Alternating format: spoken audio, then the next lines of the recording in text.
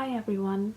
Today I am trying to figure out what to do with the footage that I was filming yesterday, and I basically filmed an entire video of setting up my Mijello Mission Gold palette, watercolor palette, and I've been waiting so long to do that, and the lighting was okay, but I somehow by mistake changed settings on my camera and it came out as a very dark video, and it's a little bit upsetting because all the colors obviously weren't quite clear to see. So I'm not sure whether I'm just going to do a speed up process of showing you the swatches anyway and insert it at some point in this video, but I thought, since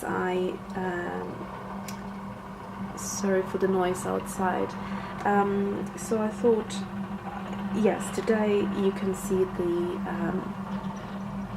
watercolors perfectly. So before we start, if you wonder what these are, this is Orly, and the color is called Jealous Match. It's a minty green, very pale color. I do like my nail polishes to be more opaque, but anyway, so that's that. Now I will show you once again in this perfect light the palette that I set up, so you can see the colors very beautifully, nice and bright and clear. So the way I have done this, I feel like I'm basically redoing the entire video, but I really wanted to share this with you in case you're thinking of getting Mijello palettes. So I basically followed the not the instruction, but the swatch list on the back of the box, and this is what it looks like, except for I have moved the white to the end. So the way I have done the swatches, if you can see, let me see if I can zoom out a little bit. So basically the way I've done this is I have gone from left to right, and that would be from top to bottom like that, and then continuing like that. So the black where it ends is here, and that's the white next to it. So the thing to say about it is that most of the colors where the stars are, this is the light fastening information. So basically most of the colors have 4 and 5s, and only most of them actually have 5s, and only a couple have, for example, the bright opera is a 2. And what else can I see? And the bright clear violet is a 2 as well. Anything else? Nope, I think this is just a 2. So that means that be careful if you want to display your work, because the sunlight will make the color fade over time. That's all to know about that. The other thing is I will show you the swatches as well in a second, since we have this, the light makes such a big difference. Anyway, you also get this leaflet to tell you about the entire 105 color range, so all the information is in here as well. And then you also get the pigments right above the stars. And yesterday, after doing the first swatch, which is a small swatch, and then a bigger one later, which I'll come back to it in a second, I have realized that looking into pigments, it was quite helpful to know that a lot of the colors had more than 2 pigments at times, and it was quite a scientific process, I felt. Anyway, so that's that. Now I will show you the swatches over here. So let's start with the, how should I show you, the small ones first. So this is the first swatches I've done. You can pause here if you want. and they are very small, and because there are 36 colors, I didn't know whether I will be able to fit them all on one page, including the titles, the names, and so I've begun with small swatches, and it's good as a reference point, but I don't think they're very useful to me. I prefer to have a swatch this size because I can see how the color is behaving when it's drying, the movement of it, the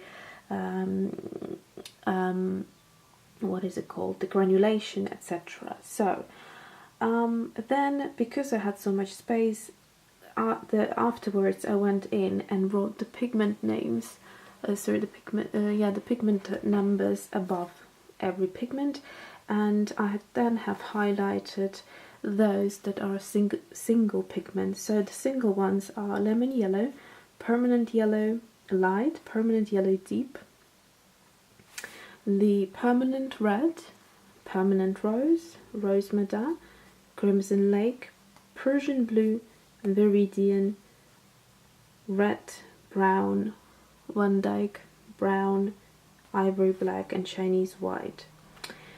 The rest have few pigments, and sometimes it gets really complicated, like for example PBR25, I'm not sure what the R stands for, and yeah, and then PBK7, I'm not sure what the K stands for, so it gets quite scientific. Also the PB15 and then 3, I'm not sure what that means. Is that the same pigment, or I don't know, but anyway, so it's good to know that. Then I went ahead and made larger swatches, which you can see are a lot more useful, and so in this slide, hopefully now you can see how beautifully bright these watercolors are.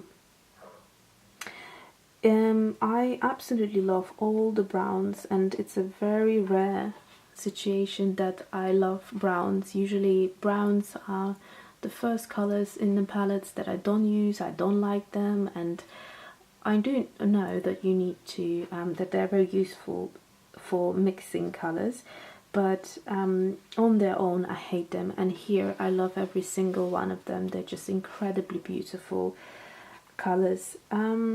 What else is there to say? The bright opera, you may notice if you like this color. I hope the camera is making it justice, because sometimes the very bright colors, neon colors, don't pick up very well on the camera, but it is super bright, and I have compared it to my Daniel Smith opera pink, and you will see that this one is actually brighter.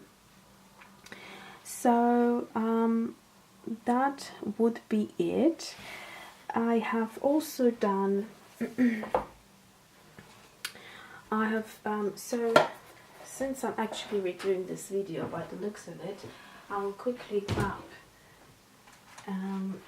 the actual watercolor tubes to show you how they came. So the way they came was in these 4 different boxes, and these boxes were placed before I squeezed the tubes out. They were placed like this, one by one, and so then I have, you know, put them back in the boxes. First I threw the boxes out thinking I won't need them and I didn't want clutter, but actually this is how I'm going to store them, group by group, and it's very easy because you can see the names. It's very easy for you to get them out like that.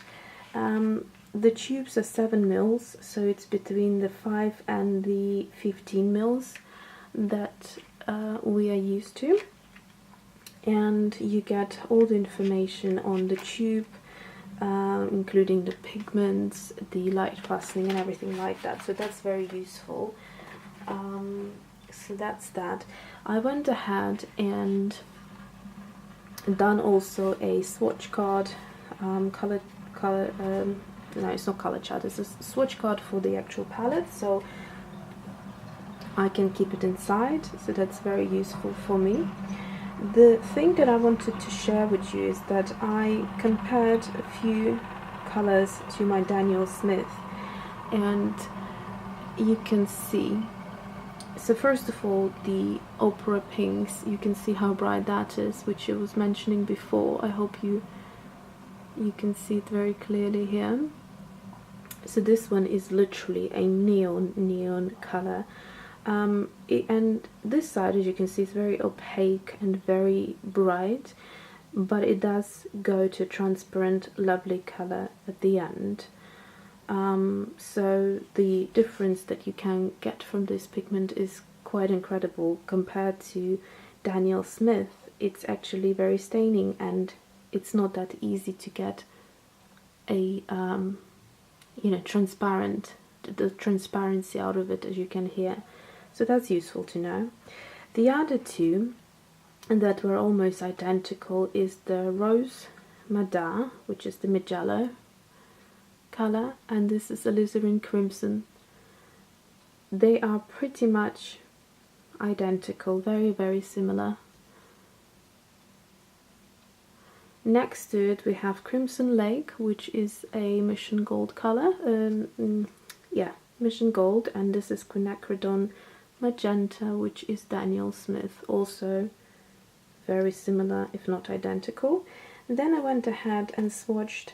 Having said that, I could have gone and compared all of these to Daniel Smith, but I just didn't have the time, to be honest. And what I compared is what I have in my own Daniel Smith palette that I'm creating. So these are the colors compared to that. Now the other two is, I thought they looked similar, but once I have done them side by side, they really are not. As the olive green is Mijello, Mission Gold, and sap green is the Daniel Smith. Very different, so ignore these. These, however, are very similar. So this is the greenish yellow by Mission Gold and rich green gold by Daniel Smith. If anything, this one probably has a bit more warm tone in there compared to this one, but they're very similar. So I hope this was useful. Thanks for watching. I will go ahead now and try to do some little illustrations and speed it up for you, and hopefully you'll enjoy that. See you soon.